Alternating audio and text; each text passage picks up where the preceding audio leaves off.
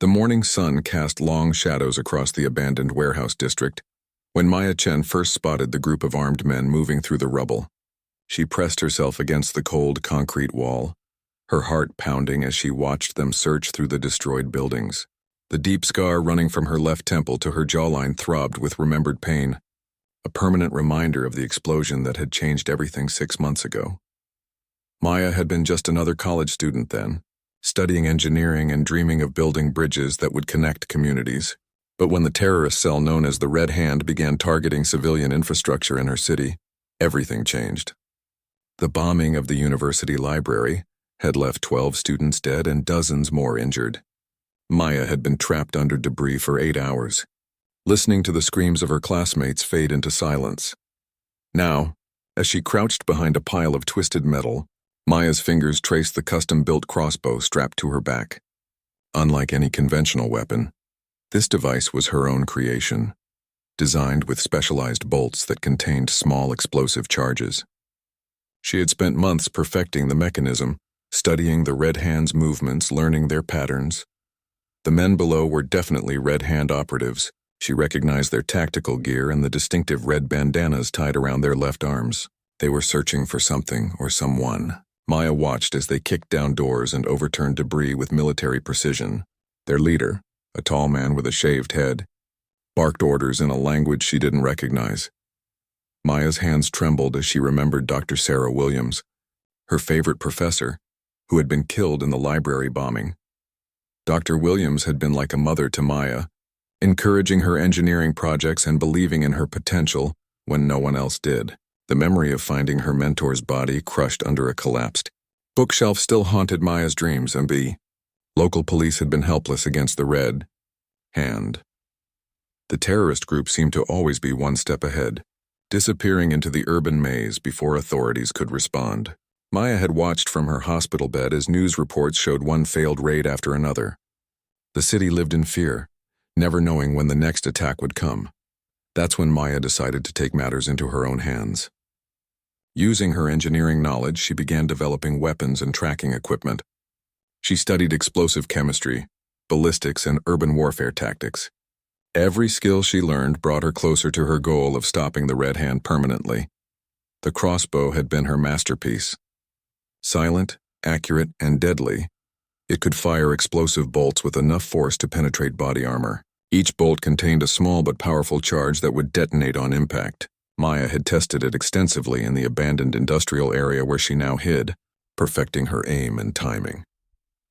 As the Red Hand operatives continued their search, Maya noticed they were moving toward a small apartment building where she knew several families still lived. These weren't military targets or government buildings. These were innocent civilians who had nowhere else to go. Maya's jaw clenched as she realized what was about to happen. She had been tracking this particular cell for 3 weeks, learning their routines and identifying their safe houses. Tonight was supposed to be a reconnaissance mission, gathering information for a future strike. But seeing them approach the apartment building changed everything. Maya couldn't wait any longer. Moving carefully through the shadows, Maya positioned herself on a fire escape with a clear view of the street below. The crossbow felt heavy in her hands, but familiar. She had practiced this moment hundreds of times, but her heart still raced as she loaded the first explosive bolt. The red laser sight cast a tiny dot of light across the darkness. The Red Hand leader was giving final instructions to his team. Maya could see him pointing toward different entrances to the building. Whatever they were planning, it wasn't going to be subtle. These people specialized in sending messages through fear and destruction. Maya took a deep breath and steadied her aim. She thought about Dr. Williams, about her dead classmates, about all the innocent people who had suffered because of the Red Hand's campaign of terror. Her finger moved to the trigger as she whispered the words that had become her personal motto since the bombing. She was no longer the idealistic engineering student who wanted to build bridges. The explosion had created someone new, someone harder and more determined. Maya had become a hunter, and the Red Hand had no idea they were about to become the hunted. The battle-scarred girl with the explosive crossbow was about to announce herself to the world. The first explosive bolt flew through the night air with a soft whistle, striking the Red Hand leader's center mass. The explosion lit up the street like a camera flash, and the man's scream was cut short as he collapsed against a burning car. The other operatives spun around in confusion. shouting orders and raising their weapons toward the rooftops. Maya was already moving, sliding down the fire escape as chaos erupted below. She had counted 8 men in the original group, and now 7 remained. They were well trained, immediately taking defensive positions behind concrete barriers and abandoned vehicles. But Maya had the advantage of surprise and superior firepower. She rolled behind a demolished bus as automatic gunfire peppered the metal around her. The sound was deafening in the narrow street, echoing off the damaged buildings. Maya loaded her second bolt, this one designed for maximum fragmentation. She could hear the operatives communicating through radio headsets, calling for backup and trying to coordinate their response. A red hand soldier appeared around the edge of her cover, assault rifle raised. Maya didn't hesitate. The crossbow string released with a sharp snap, and the explosive bolt caught him in the chest before he could fire. The blast threw him backward into a storefront window, glass raining down like deadly confetti. 6 remaining. Maya's mind calculated angles and distances automatically, her engineering background turning the urban battlefield into a series of mathematical problems. She spotted movement on a second-floor balcony and realized they were trying to get elevation advantage over her position. She sprinted across the street, using burned-out cars as stepping stones. Bullets chased her path, sparking off metal and concrete, but Maya's movements were unpredictable. She had spent months training in this exact environment, knowing every hiding spot and escape route. From her new position behind an overturned delivery truck, Maya could see 3 operatives advancing on her previous location, while 2 others provided covering fire from the balcony. The classic military maneuver would have worked against most targets, but Maya wasn't most targets. She loaded a specialized bolt designed for penetrating cover. The tip contained a shaped charge that could punch through steel plates before exploding on the other side. Maya aimed at the truck the advancing operatives were using for protection and fired. The explosion was massive, far larger than her previous shots. The truck's fuel tank had ignited, creating a fireball that illuminated the entire block.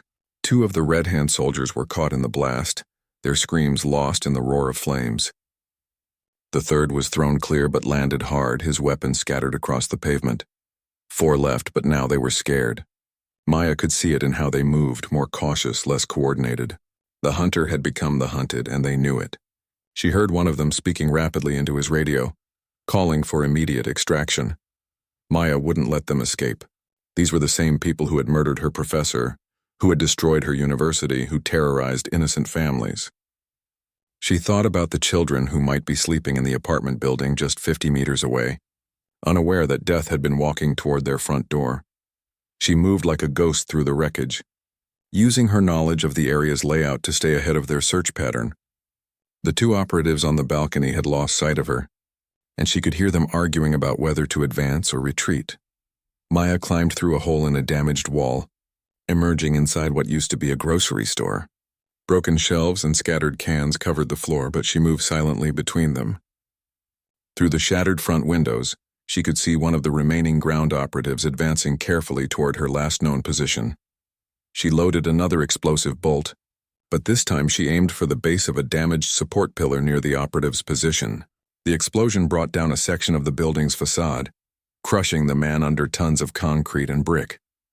The sound was like thunder, and dust clouds billowed across the entire street. 3 operatives remained, and Maya could hear panic in their voices now.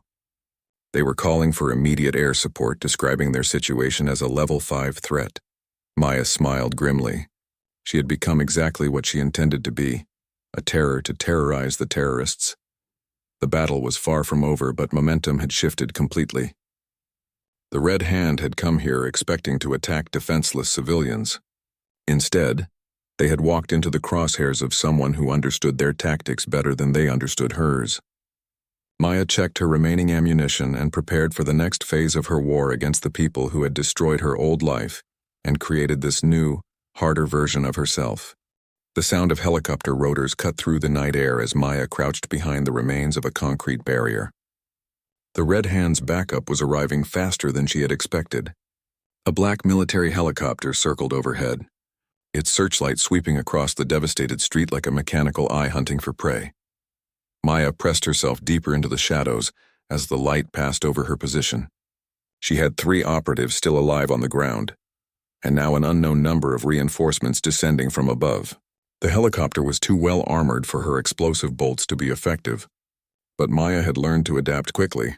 Through her scope, she watched as the helicopter landed in a cleared area between two damaged buildings. 6 more Red Hand soldiers emerged, moving with the precision of special forces.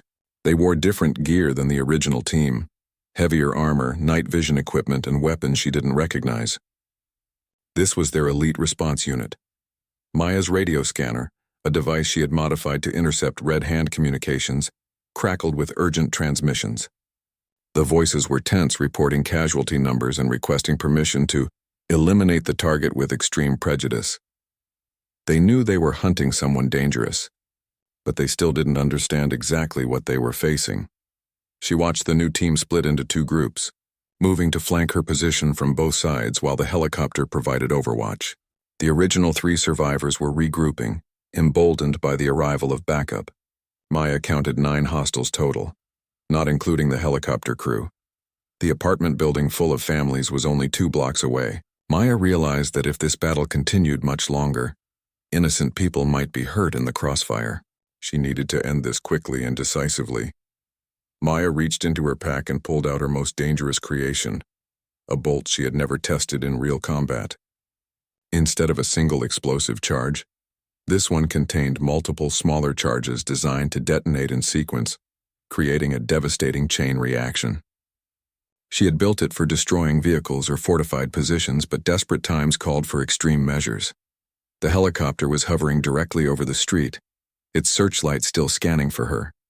Maya calculated wind speed, distance, and trajectory in her head. She would only get 1 shot at this, and if she missed, the helicopter's door gunner would tear her apart with heavy machine gun fire. She moved to a new position on the 2nd floor of a partially collapsed office building. Through a gap in the wall, she had a clear view of the helicopter's underbelly where the armor was thinnest. Maya loaded the experimental bolt and steadied her breathing. The crossbow's string released with more force than usual, the heavier bolt cutting through the air in a high arc. For a moment, Maya thought she had missed as the bolt seemed to pass harmlessly beneath the helicopter. Then the first explosion bloomed against the aircraft's fuel tank. The chain reaction was more powerful than Maya had imagined. Sequential explosions ripped through the helicopter's hull, and the aircraft spun wildly before crashing into the street below. The wreckage burst into flames, sending burning debris across a 50-meter radius. 2 of the elite operatives were caught in the crash zone, their screams lost in the roar of burning aviation fuel. The others scattered, their careful formation broken by the sudden loss of air support and the death of their teammates. Maya didn't waste the opportunity. She loaded conventional explosive bolts and began picking off the disorganized soldiers one by one. Her engineering training had taught her to identify structural weaknesses, and she used that knowledge to bring down building sections and create barriers that separated her enemies. Within 10 minutes, only 1 Red Hand operative remained alive. Maya could see him trying to reach the wreckage of the helicopter, probably hoping to use its radio to call for more backup. She wouldn't give him that chance. The final shot was perfect, striking the man as he climbed over a pile of burning debris. The explosion was small but precise, and then the street fell silent except for the crackling of flames and the distant sound of sirens approaching. Maya stood among the wreckage, her battle-scarred face illuminated by the fire. 9 Red Hand operatives and their helicopter crew were dead. The apartment building full of innocent families was safe, but Maya knew this was just the beginning. The Red Hand would send more people, better equipped and more dangerous than these. They would want revenge for what had happened here tonight. Maya looked at the destruction around her and felt no regret. She had chosen this path when she decided that law enforcement wasn't enough to stop the terrorists who had destroyed her world. As police sirens grew louder, Maya melted back into the urban maze, disappearing like smoke. She had work to do, and the Red Hand's war against innocent civilians was about to become a very different kind of conflict. 3 days after the warehouse district battle, Maya sat in her hidden workshop, a converted subway tunnel that she had discovered during her months of urban exploration. News reports played on multiple screens around her workbench, showing footage of the destroyed helicopter and the bodies of Red Hand operatives being carried away in body, as the media was calling her the Phantom Killer and Urban Ghost, but Maya preferred to think of herself simply as a problem solver. The Red Hand was a problem, and she was engineering a solution. She worked methodically on her next batch of explosive bolts, each one precisely crafted for maximum effectiveness. Her radio scanner intercepted increasingly frantic Red Hand communications. They were bringing in their best people from other cities, offering huge bounties for information about their mysterious enemy. Maya smiled as she listened to their fear and confusion. They had spent so long being the hunters that they didn't know how to be prey. A soft chime from her computer alerted Maya to movement on one of the surveillance cameras she had placed throughout the city. On the screen, she watched a convoy of black SUVs moving through the financial district. The vehicles had the subtle markings that identified them as Red Hand leadership transport. Maya had been waiting for this opportunity. The Red Hand's regional commander, a man known only as the Colonel, was reportedly arriving to take personal control of the hunt for her. Intelligence she had gathered suggested he was responsible for coordinating terrorist attacks across multiple states. Taking him out would cripple their operations for months. She gathered her equipment and made her way through the tunnel system that connected to various buildings throughout the city. Maya had spent weeks mapping these passages, creating her own private highway that allowed her to move unseen beneath the streets. The crossbow was slung across her back, loaded with her most powerful bolts. The convoy stopped outside the Grand Metropolitan Hotel, a luxury establishment that catered to wealthy clientele who asked no questions about their guests' backgrounds. Maya had anticipated this location and already positioned equipment in the building across the street. From her vantage point on the 20th floor, Maya watched through high-powered binoculars as the Colonel emerged from the lead vehicle.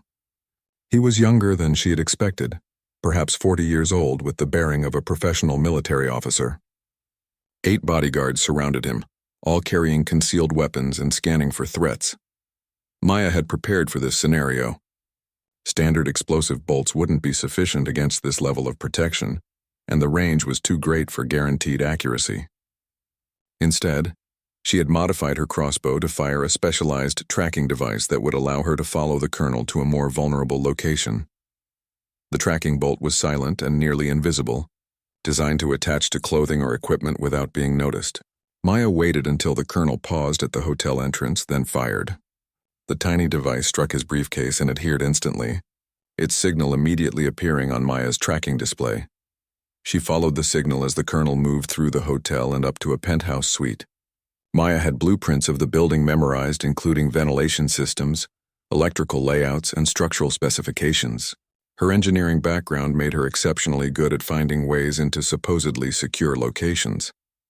While the Colonel met with his lieutenants, Maya made her way to the hotel's roof through a maintenance access that she had scouted weeks earlier. The building's old-fashioned architecture included decorative stonework that provided excellent handholds for someone willing to risk a 20-story climb. Maya positioned herself on the roof directly above the Colonel's suite. Through a skylight, she could see 8 people in the room below. The Colonel, his bodyguards, and several other Red Hand operatives she didn't recognize. They were studying photographs and maps spread across a large table, planning their response to her previous attacks. She could see her own face among the photographs, security camera footage from various locations around the city.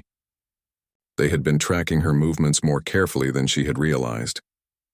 Maya felt a chill as she recognized how close they had come to identifying her real identity. The Colonel was speaking, pointing at different locations on a city map. Maya couldn't hear the words, but his gestures suggested he was planning coordinated strikes against multiple targets. These weren't military installations or government buildings on the map. They were schools, hospitals, and residential areas.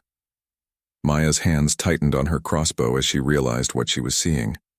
The Red Hand was planning to escalate their campaign dramatically, targeting purely civilian areas to draw her out. They were willing to kill hundreds of innocent people to get to her. The skylight was reinforced glass, but Maya had come prepared. She attached a small explosive charge to one corner, just enough to weaken the structure without alerting the people below. Then she loaded her most powerful bolt and prepared to end the Colonel's war before it could begin. As Maya waited for the perfect moment, she thought about Dr. Williams and her dead classmates. She thought about the families in the apartment building she had saved 3 nights ago. Most of all, she thought about all the innocent people whose names she would never know, but whose lives depended on her stopping the monsters in the room below. The battle-scarred girl with the explosive crossbow was about to deliver her most important message yet. Maya detonated the small charge on the skylight at the exact moment thunder crashed outside, masking the sound of breaking glass. The weakened structure held just long enough for her to rappel through the opening, landing silently in the corner of the penthouse suite while the Red Hand leadership was distracted by the storm. The room erupted into chaos as Maya's feet touched the floor. Her crossbow was already loaded and aimed before the colonel's bodyguards could react. The first explosive bolt took out 2 men standing near the window, the blast shattering glass across the entire wall and sending furniture flying. "Don't move," Maya shouted, her voice cutting through the confusion like a blade. The remaining 6 people in the room froze, their hands halfway to their weapons. The colonel's eyes met hers across the smoke-filled room, and she saw recognition dawning in his expression. Maya kept the crossbow trained on the colonel while her eyes swept the room, cataloging threats and escape routes. Rain poured through the destroyed window, mixing with smoke from the explosion to create an otherworldly atmosphere. Lightning flashed outside, illuminating Maya's scarred face in stark detail. "You're the ghost they've been hunting," the colonel said, his voice steady despite the devastation around him. "Smaller than I expected. Younger, too." His hand moved slowly toward his jacket, but stopped when Maya shifted her aim. "I said don't move," Maya repeated. She pulled out a second crossbow she had concealed on her back, this one loaded with a bolt designed specifically for this moment. "Tell your people to stand down. Call off the attacks on civilian targets." The colonel laughed, a sound devoid of any warmth. "You think killing me will stop anything? I'm just one soldier in a much larger war. The Red Hand has cells in 50 cities across this continent. Cut off one head and 2 more take its place." Maya had expected this response. She had studied the Red Hand's organizational structure extensively, mapping their command hierarchy and communication networks. The colonel was right that killing him wouldn't end their operations entirely, but it would cause massive disruption and save countless lives. "Maybe," Maya replied, "but you won't be around to see it." One of the bodyguards made the mistake of reaching for his concealed weapon. Maya's second crossbow fired automatically, the explosive bolt catching him center mass and throwing his body across the room. The remaining operatives pressed themselves against the walls, finally understanding that their mysterious enemy wasn't just some lucky amateur. The colonel's composure cracked for the first time. "What do you want? Money? Territory? We can negotiate." "I want you to remember something," Maya said, moving closer while keeping both crossbows trained on different targets. "Remember the university library you bombed 6 months ago? Remember Dr. Sarah Williams, the professor you murdered? Remember the 12 students who died because you wanted to send a message?" Understanding flickered in the colonel's eyes. "You were there. You survived the bombing." "More than survived," Maya corrected. "I evolved." She gestured to the scar running down her face, then to the destruction she had caused. "You created me when you decided that innocent people were acceptable casualties. Now I'm going to make sure you never hurt anyone again." The colonel made his move then, diving behind the overturned conference table while simultaneously drawing a pistol. His remaining men followed his lead, the room exploding into gunfire and shouts. But Maya had planned for this scenario, and her engineering background had taught her to always calculate multiple contingencies. The explosive bolt she fired didn't target the colonel directly. Instead, it struck a structural support beam that she had identified during her study of the building's blueprints. The explosion weakened the beam just enough to cause a section of the ceiling to collapse, trapping 3 of the operatives under debris. Maya rolled behind a marble pillar as bullets chipped away at the stone around her. She could hear the colonel shouting orders, trying to coordinate his surviving men for a final assault. But Maya had one more surprise prepared for this moment. The small device she had attached to her belt began counting down from 10 seconds. It was connected to charges she had placed throughout the hotel's support structure during her reconnaissance. The colonel wanted to escalate the war against civilians. Maya was about to show him what real escalation looked like. "You have 10 seconds to surrender," Maya announced, her voice carrying over the gunfire. "After that, this entire building comes down with all of us in it." The shooting stopped immediately. Through the smoke and debris, Maya could see the fear in their eyes as they realized she was completely serious. The battle-scarred girl with explosive crossbow had just announced she was willing to die to ensure they couldn't hurt anyone else. The colonel's voice was barely a whisper when he spoke again. "You're insane." Maya smiled, and it was not a pleasant expression. You made me this way. Now you get to live with the consequences. The countdown on her belt reached 0, and the building began to shake as the first charges detonated in the basement levels. The building shuddered as the basement charges detonated in sequence, but Maya had calculated the explosions precisely. Instead of bringing down the entire structure, she had weakened specific support points to create controlled collapse zones that would trap the Red Hand operatives without killing innocent guests on other floors. The colonel's penthouse suite tilted at a dramatic angle as the floor beneath them buckled and twisted. Furniture slid across the room, and the remaining operatives struggled to maintain their footing on the increasingly unstable surface. Maya had anchored herself to a reinforced beam, having anticipated exactly this scenario.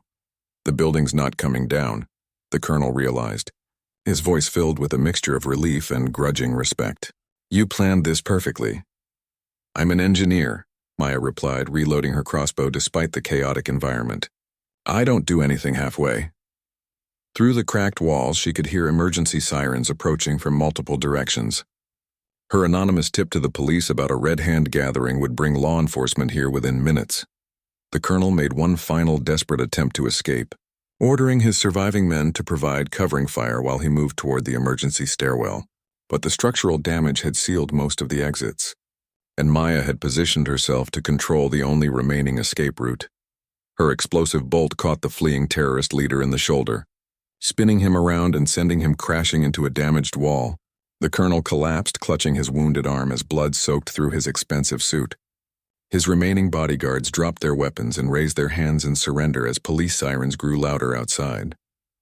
Maya stood among the wreckage, her crossbow still loaded and ready. The scar on her face seemed to glow in the flickering light from electrical damage, and her eyes held the cold determination of someone who had seen too much violence to ever go back to being ordinary. The war ends here, she announced, her voice carrying absolute authority. The Red Hand's operations in this city are finished. Any cell that tries to restart activities will face the same fate as their leadership. The colonel looked up at her through pain-hazed eyes. You can't watch everyone, can't protect every target. We have sleeper agents you'll never find. Maya smiled, and this time there was genuine satisfaction in the expression. You're assuming I'm working alone. She pulled out a tablet device and showed him the screen, which displayed a map of the city with dozens of red dots marking known Red Hand safe houses and operational centers. While you were hunting for me, I was dismantling your entire network, she explained. Every safe house, every weapons cache, every communication hub. I've been feeding information to federal authorities for weeks. By morning, every Red Hand operative in this city will be in custody or eliminated. The colonel's face went pale as he realized the scope of Maya's operation. You've been planning this for months. Since the day you bombed my university, Maya confirmed. Since the day you murdered my professor and my classmates, I studied your organization, learned your weaknesses, and systematically destroyed everything you built here. Heavy footsteps echoed in the damaged stairwell as SWAT teams finally reached their floor. Maya could hear tactical communications as officers secured the building floor by floor. She had perhaps 2 minutes before they breached the penthouse. Maya walked over to the colonel and knelt beside him, her voice dropping to barely above a whisper. I want you to carry a message to whatever remains of your organization. Tell them that Maya Chen is watching. Tell them that any attack on innocent civilians will be answered with overwhelming force. Tell them that the scared college girl they created in that library bombing has become their worst nightmare. She stood and moved toward the damaged window, where her escape rope still hung from the roof access point. The colonel tried to speak, but Maya cut him off with a gesture. One more thing, she said, not turning around. If any Red Hand operative ever targets civilians again anywhere, I'll find them. And they'll discover that explosive crossbow bolts are just the beginning of what I'm capable of creating. Maya disappeared through the window as the first SWAT officers burst through the stairwell door. By the time they secured the scene and began treating wounded suspects, she was already moving through the tunnel system that had become her private highway beneath the city. The battle-scarred girl had won her war, but Maya knew this was just the beginning of a larger campaign. The Red Hand might be finished in her city, but terrorist organizations operated globally.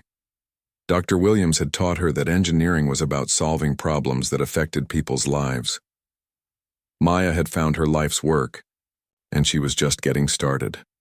As dawn broke over the city, news reports began broadcasting the capture of Red Hand leadership and the discovery of their operational network. The mysterious Phantom Killer had vanished once again, but her message was clear to anyone willing to listen. Some monsters could only be stopped by creating a bigger, more focused monster. Maya Chen had become exactly that, and the world was about to learn what happened when someone with her skills decided that enough was enough.